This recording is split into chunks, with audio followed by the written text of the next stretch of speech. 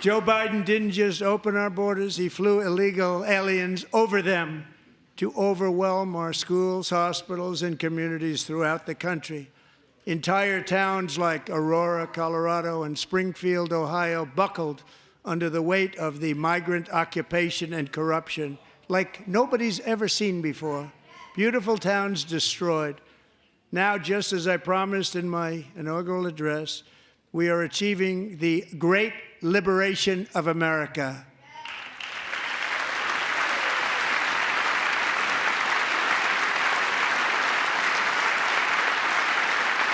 But there still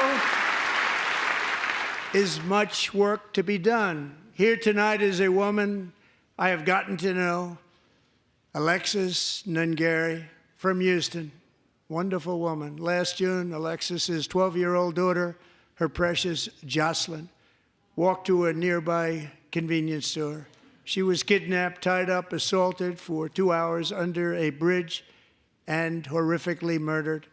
Arrested and charged with this heinous crime are 2 illegal alien monsters from Venezuela, released into America by the last administration through their ridiculous open border. The death of this beautiful 12-year-old girl and the agony of her mother and family touched our entire nation greatly. Alexis, I promised that we would always remember your daughter, your magnificent daughter, and earlier tonight, I signed an order keeping my word to you. One thing I have learned about Jocelyn is that she loved animals so much. She loved nature. Across Galveston Bay, from where Jocelyn lived in Houston, you will find a magnificent national wildlife refuge, a pristine, peaceful, 34,000-acre sanctuary for all of God's creatures on the edge of the Gulf of America. Alexis, moments ago, I formally renamed that refuge in loving memory of your beautiful daughter, Jocelyn. So, Mr. Vice President, if you would, may I have the order?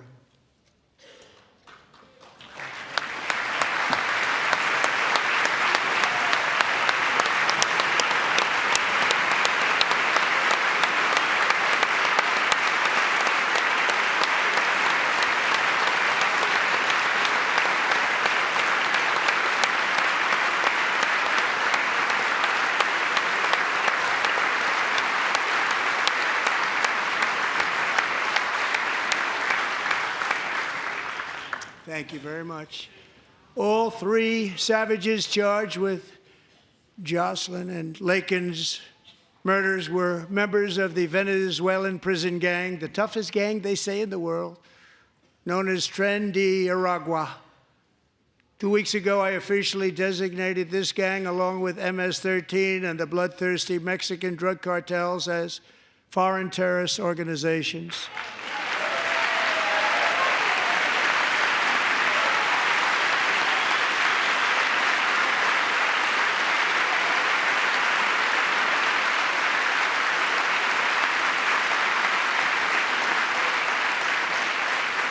They are now officially in the same category as ISIS, and that's not good for them.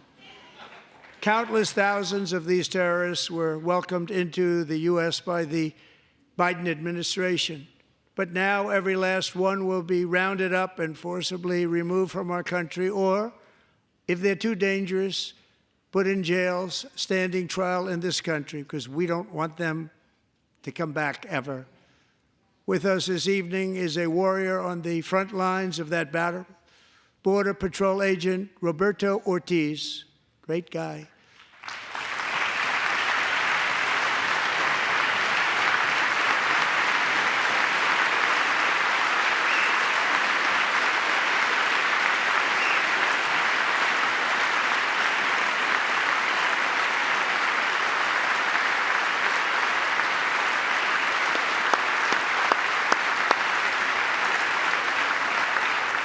In January, Roberto and another agent were patrolling by the Rio Grande near an area known as Cartel Island. Doesn't sound too nice to me.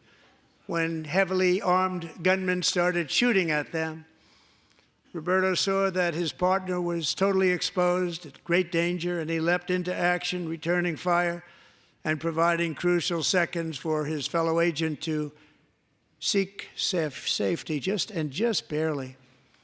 I have some of the prints of that event, and it was not good. Agent Ortiz, we salute you for your great courage and for your line of fire that you took and for the bravery that you showed. We honor you, and we will always honor you. Thank you, Roberto, very much.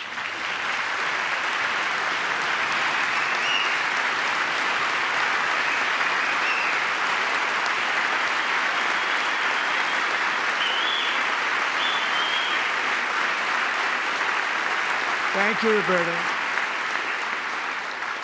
And I actually got to know him on my many calls to the border. He's a great gentleman. The territory to the immediate south of our border is now dominated entirely by criminal cartels that murder, rape, torture, and exercise total control. They have total control over a whole nation, posing a grave threat to our national security.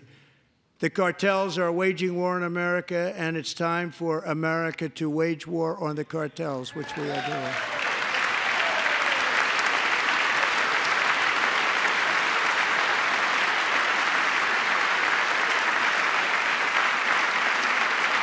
Five nights ago, Mexican authorities, because of our tariff policies being imposed on them, think of this, handed over to us 29 of the biggest cartel leaders in their country. That has never happened before. They want to make us happy.